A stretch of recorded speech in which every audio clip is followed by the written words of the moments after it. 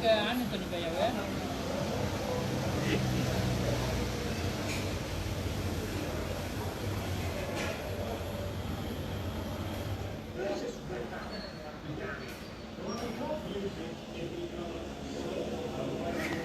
Tak ada orang lagi.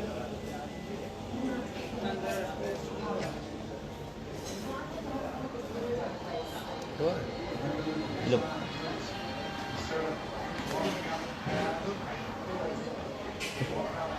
Oh, kalau tak ada orang, ada 3 orang.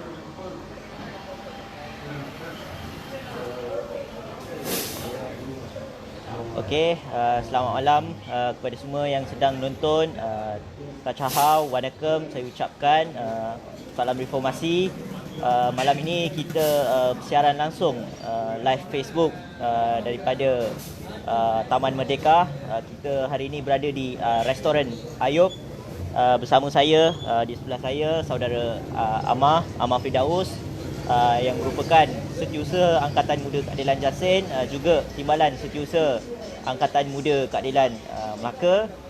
Malam ni kita akan membincangkan beberapa isu semasa, isu negeri dan juga isu berkaitan dengan politik yang sedang berlaku di negara kita.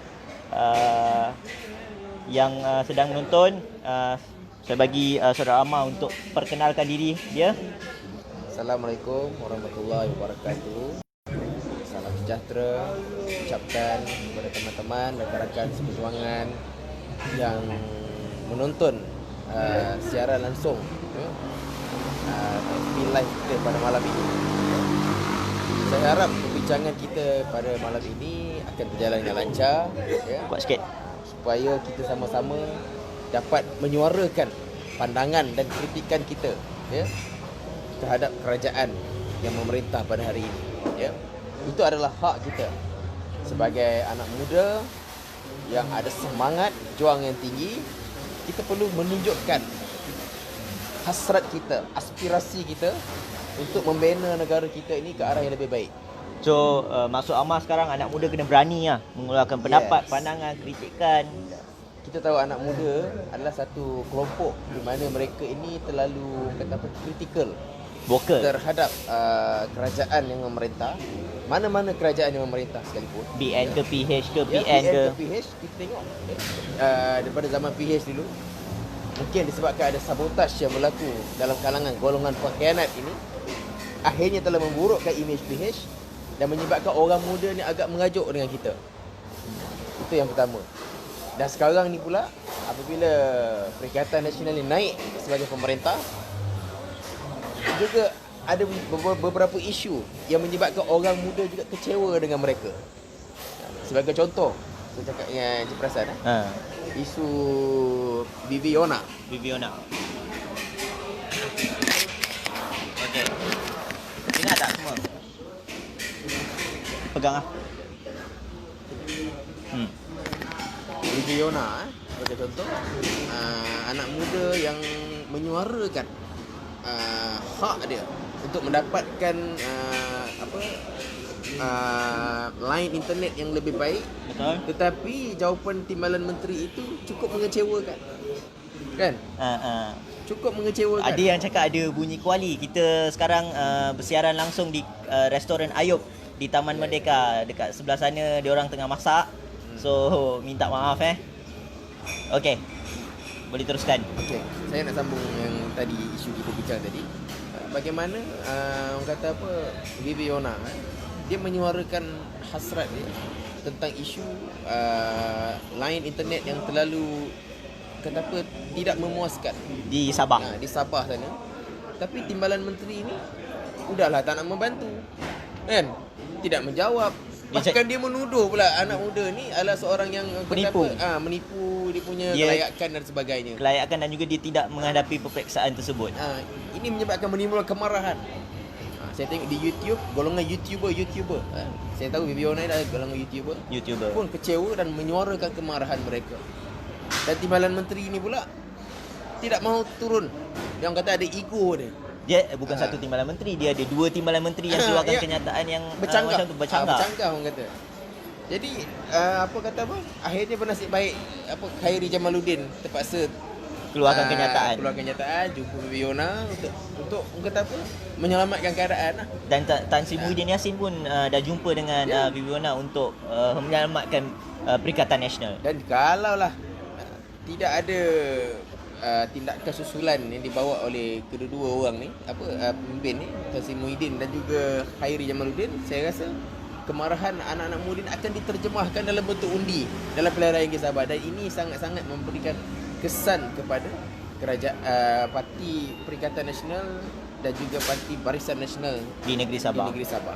Dan saudara Amar, kita tahu kita mungkin boleh pergi ke isu lain. Okay. Tadi kita dah sentuh dengan isu internet di Sabah. Kita tahu di banyak tempat di pedalaman di Sabah banyak tempat yang tidak mempunyai akses internet, dan mungkin di Semenanjung juga, di tempat-tempat seperti Terengganu, Kelantan, mungkin di Melaka pun ada tempat yang tiada akses internet atau internet yang berkelajuan tinggi.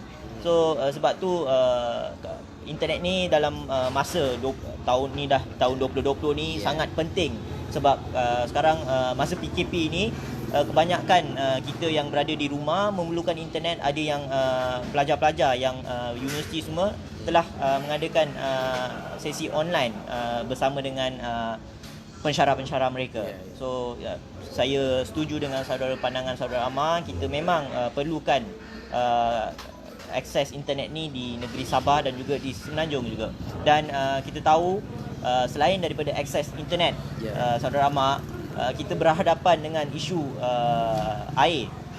Sebab kualiti air juga penting. Kualiti air juga merupakan satu kemudahan asas yang diperlukan oleh rakyat untuk meneruskan kehidupan seharian.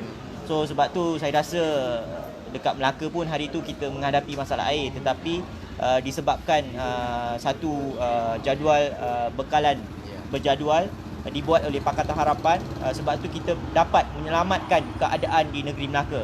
Tetapi bila kita bandingkan di negeri Kelantan yang diperintah oleh PAS bertahun-tahun, dan beberapa hari yang lalu kita tengok Tuan Ibrahim Tuan Man, Timbalan Presiden PAS, telah mengeluarkan kenyataan yang rakyat Sabah perlu rakyat Kelantan perlu untuk menggunakan air hujan, tadah air hujan dan menggunakan air hujan. Ini satu kenyataan yang tidak masuk akal.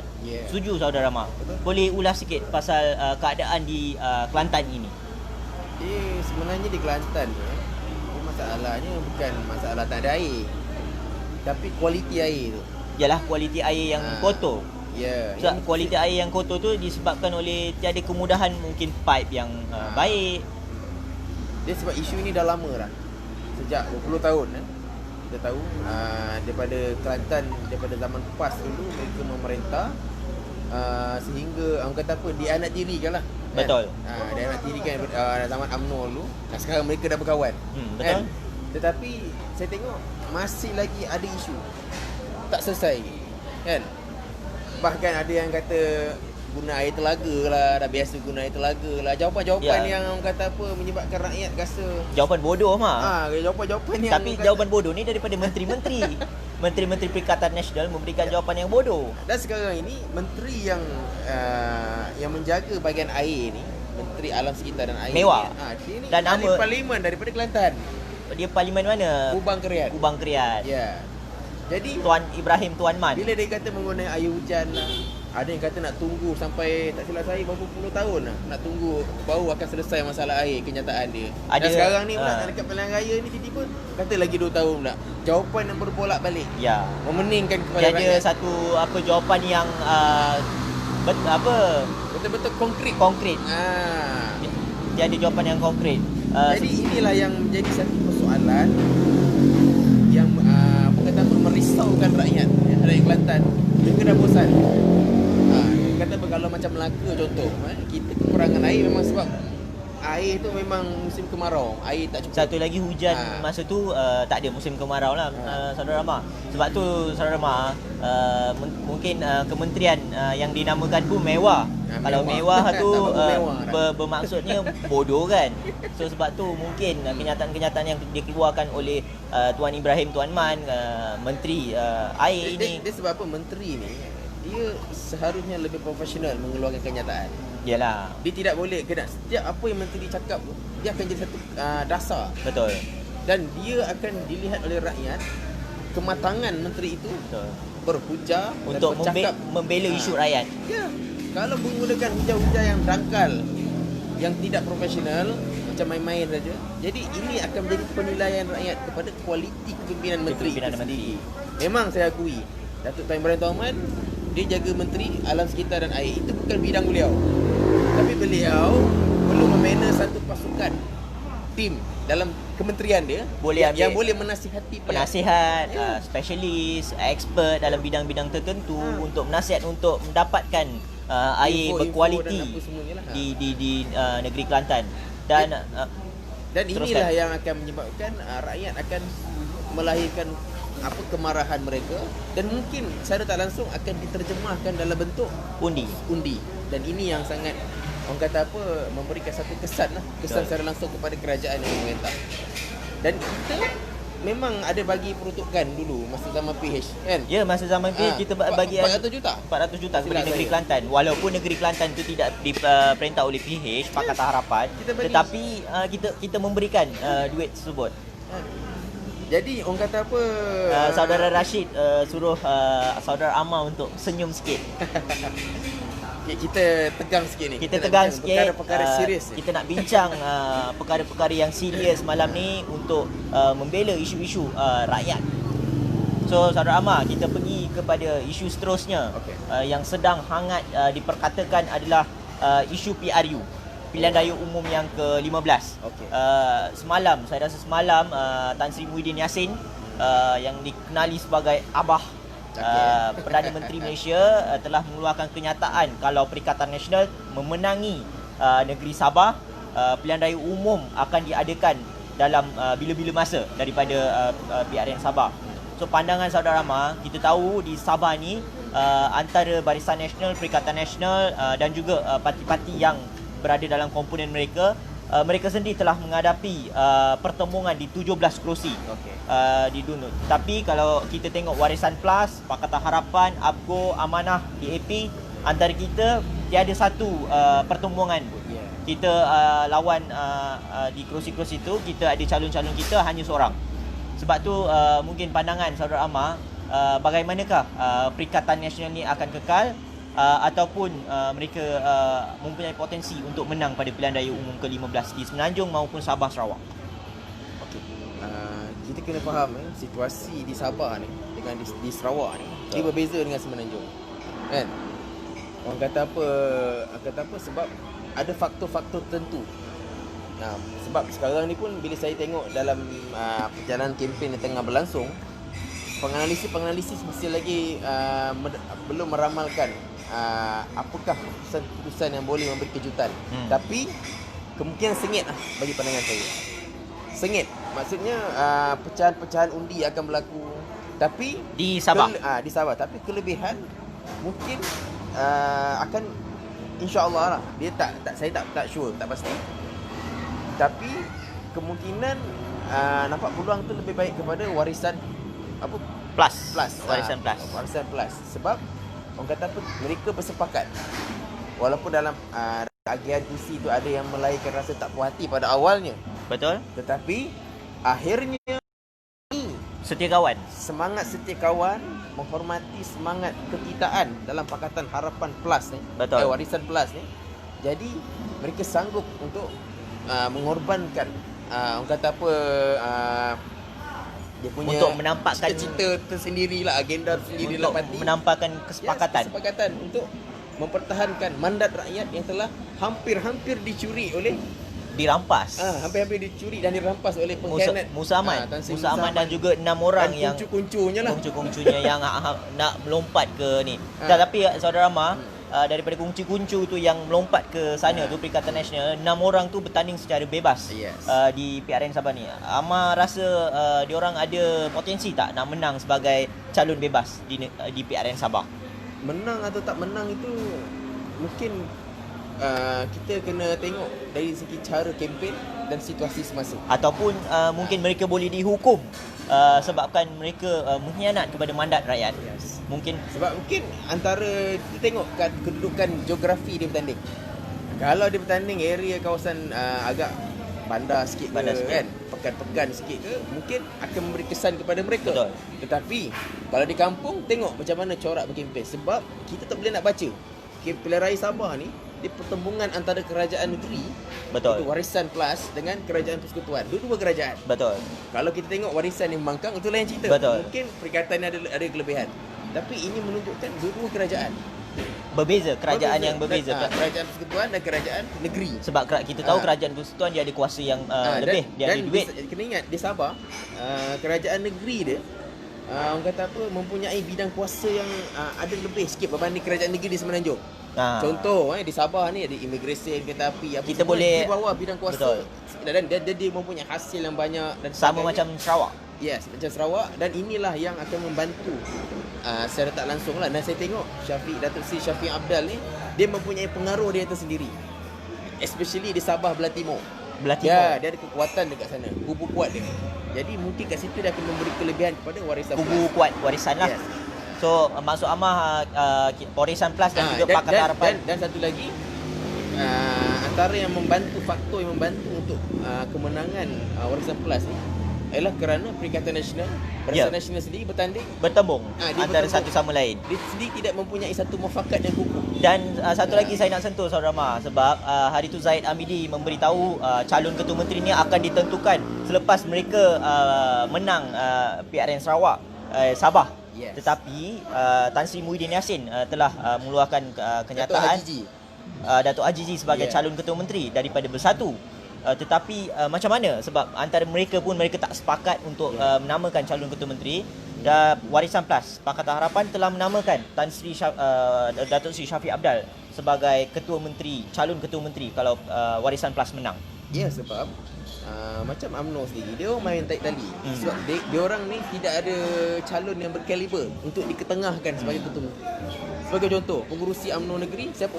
Datuk Bong Mokhtar. Mokhtaruddin, yang boleh dipertikaikan kredibiliti dia. Sebab ada kes di mahkamah, ada di kes mahkamah. rasuah. Ada gambar-gambar dia yang tengah, itulah saya malah nak cerita kan. Orang pun tahu, sudah perasan bersedia maklum.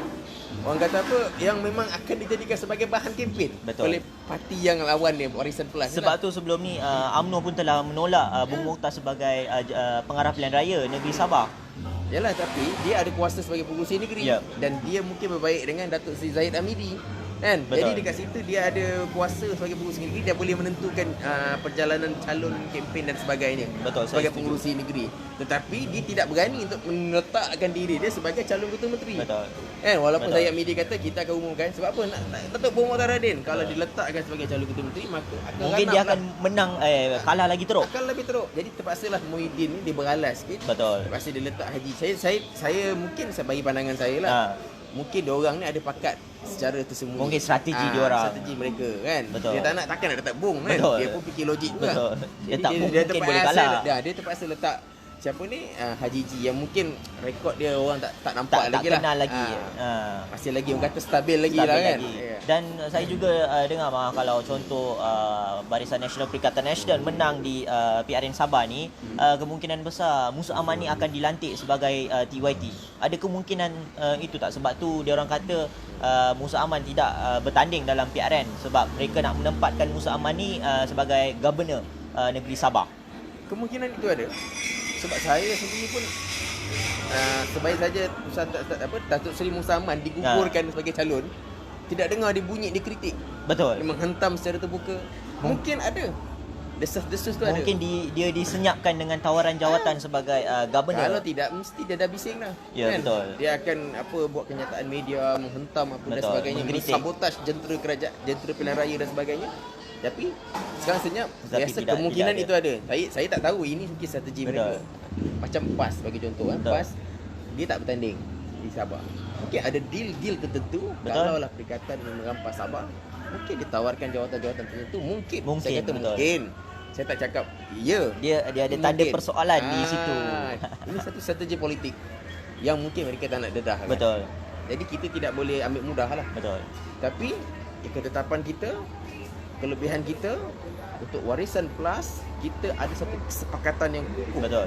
kita dah tetapkan Ketua Menteri kita Datuk Seri Shafie Apdal. Walaupun ada sedikit percanggahan, dia tak setuju Datuk Seri Anwar jadi Perdana Menteri dan sebagainya, tapi ini soal mandat rakyat negeri Sabah yang perlu kita utamakan dan perlu kita pertahankan. Kita akan lawan kita habis-habisan. angkat saudara Datuk Seri Shafie Apdal sebagai Ketua Menteri dan juga seterusnya Datuk Seri Anwar sebagai Perdana Menteri Malaysia. Dan seterusnya saudara Amar, isu yang sekarang berkaitan dengan kita kot. Sebab kita anak muda. So kita kena cakap soal anak muda. Sebab sekarang kita tahu dulu mantan Menteri Belia dan Sukan sekarang ingin menubuhkan sebuah parti muda, parti untuk anak muda. Tetapi saya tengok ada juga macam pelawak Harith Iskandar telah menyindir dan memberitahu dan beliau akan menubuhkan parti tua untuk golongan tua. So isunya kita tahu setiap parti mempunyai sayap pemuda. Seperti kita tahu Parti Keadilan Rakyat, kita ada Angkatan Muda Keadilan, Bersatu ada Armada, lagi DAP ada DEPSI, Pemuda Amanah ada Pemuda Amanah. So setiap parti ada sayap masing-masing. Pada pendapat saudara Amar, adakah relevan saudara Sheikh Shadiq, YB Sheikh Shadiq ni untuk menubuhkan parti anak muda ni untuk anak muda, untuk satu platform untuk anak muda menyuarakan pandangan mereka?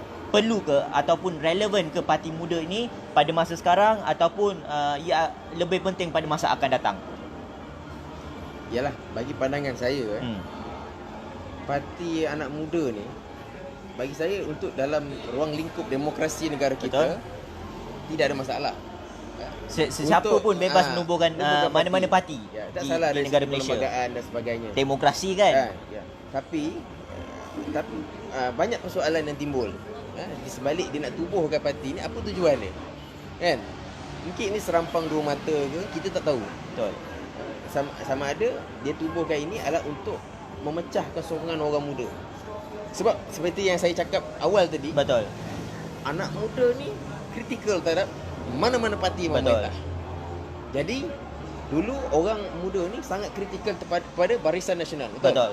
Dan mereka selalu memihak kepada Pakatan. Dulu Pakatan Rakyat, sekarang Pakatan Harapan. Dan diorang dah rasa Pakatan Harapan ni pernah menjadi kerajaan. Betul. Dan Barisan Nasional memang dah jadi kerajaan lama dah. Yalah, itu dah dikuburkan. Ya, jadi diorang dah dapat penilaian dua-dua ni dah pernah jadi kerajaan. Betul.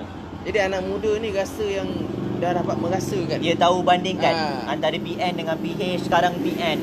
Ya. Jadi bagi saya mungkin kat situ Sheikh Shadiq ni dia mencuri peluang yang ada untuk dia ke depan. Menubuhkan parti anak muda. Okey, kamu anak muda, kamu tak ada platform, kamu PH pun tak suka. Betul. Perikatan pun kamu tak suka. So kamu masuk kepada kamu parti masuk muda. jalan tengah. Jadi ianya secara tak langsung dia akan memecahkan sokongan. Sokongan Contohnya anak Pakatan muda. Harapan sekarang dah jadi satu ketumbukan pembangkang yang kuat untuk menyaingi Perikatan Nasional. Jadi sekarang ni bila orang kata berlaku pilihan raya dan sebagainya, undi ni akan pecah sebenarnya. Ini strategi sebenarnya, serampang dua mata. Dia akan memecahkan sokongan anak muda ni, sama ada Perikatan Nasional atau Pakatan Harapan. Tapi bagi pandangan saya, Sheikh Shadiq ni dia ni akan anak muda, dia dikritikal kepada pembangkang. Jadi dia akan memberi kesan secara tak langsung kepada Pakatan Harapan sebenarnya. Kesan buruk ke kesan yang lebih buruk? Tak berapa bagus lah. Tak Dia baik akan lah. mencuri sokongan daripada kita. Betul, sebab Sheikh mungkin Shadiq ni sendiri berasal daripada dulu Pakatan Harapan. Betul. Pernah menjadi menteri di bawah kerajaan Pakatan Dia juga Harapan. Ketua Pemuda Pakatan Harapan. Dan dia mempunyai hubungan baik dengan pemimpin Pakatan Harapan. Masih ada lagi. Ya, betul. Dengan DAP ke, Betul. dengan Amanah dan mungkin dengan PKR juga. Dan ini yang akan sebenarnya bagi saya akan lebih nampak kepada Pakatan Harapan. Kesan negatif. Sokongan lah. Jadi perkara ini, tapi bagi saya banyak persoalan-persoalan dari segi teknikal dan sebagainya yang mungkin akan menjadi penghalang pada kemarahan parti Sheikh Shadiq ini. Betul, persoalan dalam kalangan rakyat. Sebab kita tahu sokongan anak muda ni sangat penting. Sebab mungkin kalau undi 18 ini boleh akan menjadi diluluskan pada tahun depan bulan 7, pada mungkin pilihan raya umum ke-15, ia akan menjadi faktor utama dalam kalangan anak muda. Saya setuju dengan pandangan saudara Amar. Mungkin kalau parti muda Sheikh Shadiq ni dijadikan satu third force, ia akan memecahkan sokongan anak muda kepada Pakatan Harapan. Tetapi jika Parti Muda ni bersama dengan Pakatan Harapan dan bertanding di bawah logo Pakatan Harapan, mungkin itu akan menjadi satu persoalan yang berbeza. Yes. Tetapi kita tidak tahu hala tuju Parti Muda ni sama ada mereka akan menyokong Pakatan Harapan ataupun mereka akan bertanding bebas. Mungkin saudara perasan pernah ingat satu kelompok ketika sebelum PRU 14 itu hari, Ya, betul. yang dikenali sebagai geng undi rosak.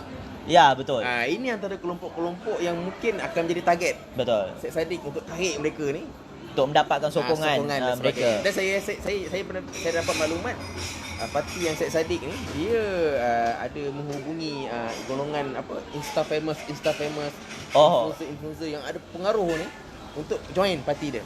Tapi saya tak tahulah sama ada mereka berminat atau tidak. Betul. Sebab ini kelompok-kelompok yang meniaga. Betul. Dia orang meniaga ni, jadi mungkin bila berpolitik ni sedikit sebanyak kepada kelangsungan perniagaan mereka. Dan mungkin sekarang ni dia tengah anak-anak muda yang golongan yang kata apa radikal lah. Betul. Orang kata golongan yang kata apa sentiasa membantah kerajaan apa juga dasar-dasar kerajaan, diorang akan lawan. Ada kelompok ni yang sedang didekati oleh Syed Saddiq. Sebab geng undi rosak ni sebenarnya rakyat mempunyai hak untuk mengundi, tetapi apabila geng-geng ini pada pilihan raya umum yang ke-14 masa kempen ni, mereka berkempen untuk jangan mengundi ataupun mengundi rosak. Ini merupakan saya rasa tidak berdemokrasi dalam Malaysia yang berperlembagaan. Dan saudara Amar, kita mungkin boleh pergi ke topik seterusnya. Okey, tak ada masalah. Topik seterusnya sekarang kita ingin menyentuh kepada apa isu yang dipermainkan di negeri Melaka.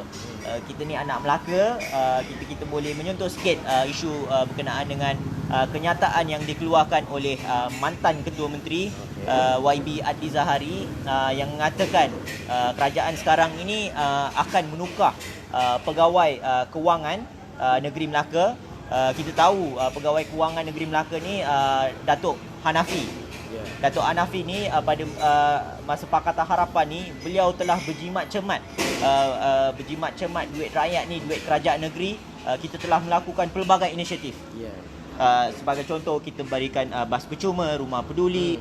Kita juga kalau masih lagi kerajaan, kita mungkin akan memberikan skim peduli, kad peduli sihat kepada rakyat negeri Melaka, dan juga banyak inisiatif yang kita lakukan sebabkan kita dapat berjimat duit. Dan satu lagi contoh saya nak bagi tahu, masa kita ambil alih kerajaan, kita telah memotong jamuan makan.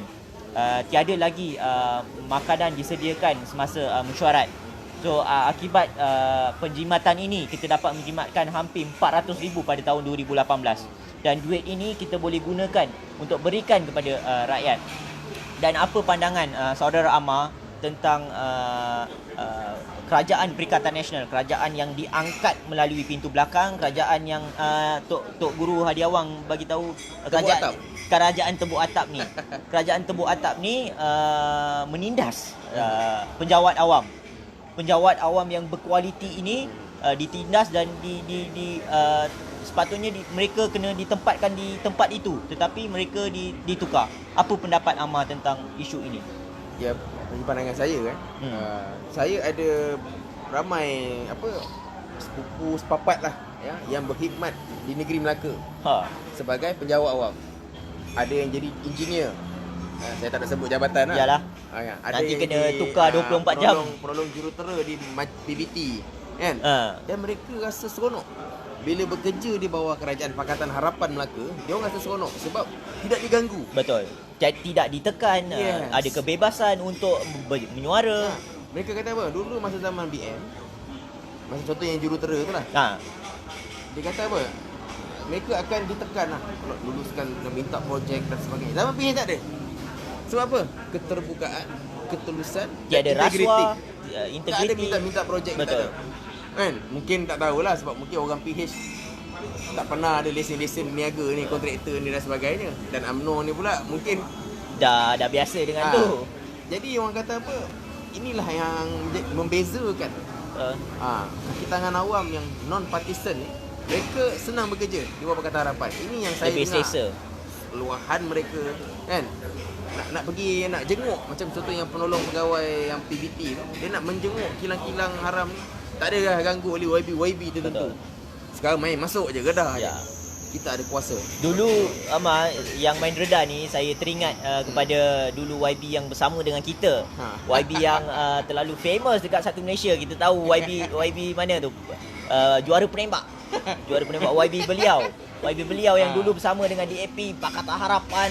Beliau masuk Pakatan Harapan sampai berani untuk pecah satu store untuk mendapatkan baja-baja petani rakyat yang dicuri. Beliau berani untuk membongkarkan skandal-skandal tersebut. Tetapi sekarang beliau bersama dengan siapa? Dengan Itulah orang kata lumrah politik. Ada something yang menyebabkan dia terpaksa pergi sana. Kalau dia kata itu hari alasan dia demi Melayu. demi Islam. Demi Islam lah apa. Mungkin bagi saya dia tidak menjelaskan lebih terperinci. Betul. Apa tujuan yang Melayu utama Islam yang tergadai di bawah Pakatan Harapan. Sedangkan dulu di bawah Pakatan Harapan kita mempunyai dasar yang banyak membela orang Melayu. Betul. Juga. Betul. Walaupun pada masa sama kita menjaga kepentingan bangsa-bangsa lain. Betul. Contoh untuk orang Melayu yang saya sebut ni, Tanah Adat Melayu Melaka. Apa panggil tu? MCL. Diwujudkan oleh yang amat berhormat mantan Ketua Menteri kita Adli Zahari. Betul. Hanya dengan RM1,000 kamu boleh renew tanah MCL kamu. Tidak ada masalah, dipermudahkan. Kat situ saja akan membantu melonjakkan Orang-orang Melayu. Orang-orang bumi putera Betul. Melayu ni untuk mendapatkan hak pemilikan tanah Betul. dengan lebih untuk yang bertaraf kekal. Kan? Dan kelangsungan Betul. mereka duduk di bandar-bandar dan sebagainya. Di zaman Pakatan Harapan, saudara Amal, kita membincangkan dan soal-soal banyak kita tahu. Dan yang saya nak tambah yang berkenaan dengan pegawai keuangan negeri. Ya, betul. Boleh. Bagi saya orang-orang yang bagus seperti ini kan, yang mempunyai accountability, integrity, mempunyai orang kata apa, urus takbir yang Betul. baik, Patut good diangkat. governance, kan, orang Patut kata, diangkat. Kenapa dipindahkan? Ini Betul. menimbulkan persoalan. Orang yang telah membantu menjimatkan duit kerajaan negeri Tak. sehingga ada berapa balance? 17 juta. 17 juta. Zaman BN tak ada apa, orang kata apa, tak nampak. Kita hutang banyak ada. Dia hutang banyak, kita yang bayar hutang dia. Itu persoalannya. Dan mungkin persoalan yang ditimbulkan oleh rakyat negeri Melaka apabila kita turun ke bawah, mereka menyoalkan mungkin pegawai kewangan ini ditukar sebabkan orang-orang yang ada dalam kerajaan ini sekarang tidak dapat merompak duit-duit yang ada itu. Itu satu persoalan. Saya kadang-kadang tidak yang saya dapat maklumat, ada yang duit-duit dalam JLC tertentu lah, yang gimana zaman kita Pakatan Harapan dulu, kita dah jimatkan banyak. Dan potong allowance ahli lembaga pengarah, kita cut cost benda-benda yang tidak mendatangkan manfaat kepada JLC tertentu ini. Dan duit yang lebih ini mungkin dapat 1 juta. Tiba-tiba zaman perikatan, duit tu pun digunakan dengan sewenang-wenangnya. Ini maklumat saya dapat kan. Jadi benda-benda macam inilah yang bagi pandangan saya yang perlu kata apa, dijadikan sebagai satu penilaian oleh rakyat negeri Melaka untuk membuat satu ketetapan PR15 ini untuk mengembalikan semula kepercayaan kepada Pakatan Harapan. Mereka boleh membandingkan yang antara Barisan Nasional, antara Perikatan Nasional dan juga Pakatan Harapan. Mereka boleh menilai dalam masa 22 bulan Pakatan Harapan telah membuat banyak inisiatif untuk rakyat negeri Melaka. Tetapi dalam masa lebih kurang 6 bulan kerajaan pintu belakang negeri Melaka ini memerintah, tiada satu inisiatif pun yang kita nampak. Padahal inisiatif, yang saya nak tanya perasan, apa hari bertemu rakyat ada lagi? Tak ada lagi. Tak ada lagi. Dulu kita setiap minggu kita buat hari bertemu rakyat. Sekarang tak ada? Tak ada lagi. Ini pun satu masalah. Ketua Menteri sekarang kata sekarang dia dah ada Datuk Seri Utama. Sebelum ni Datuk je kita kena panggil DSU Sulaiman Mat Ali telah memberitahu yang hari bertemu rakyat ni tidak perlu diadakan sebabkan dia kata dia bertemu dengan rakyat setiap hari. Adakah ini satu jawapan yang relevan? Memang setiap pemimpin, ketua menteri ke, ahli parlimen ke, ADUN perlu berjumpa dengan rakyat setiap hari. Oh, dia cakap macam tu Tetapi kita perlu menyediakan satu platform untuk rakyat untuk datang bertemu dengan Ketua Menteri, sebab mungkin mereka mempunyai masalah-masalah yang hanya Ketua Menteri boleh selesaikan, bukan ADUN ataupun ESCO. Sebab tu kita wujudkan Hari Bertemu Rakyat, kita panggil. Maknanya Datuk Sulaiman ni dia tidak, kata apa, dia macam Dia ada tak, alasan. dia tak peka. Alasan remeh.